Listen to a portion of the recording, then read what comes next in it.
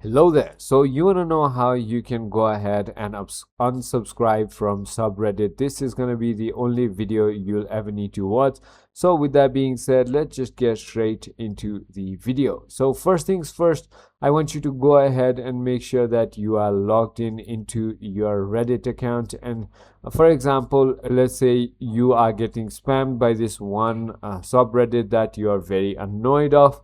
In order to go ahead and check into it, all you need to do is simply go ahead on the top search bar and simply search for the subreddit that you want to go ahead and unsubscribe to.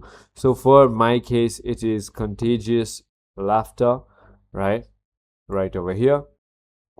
So I've searched for it and it's right over here. Now I want to go ahead and unsubscribe from it, so I clicked on it, and all I need to do is on this button which says joined, I just want to go ahead and click on it, and now it's gonna go ahead and unsubscribe or unjoin from this subreddit.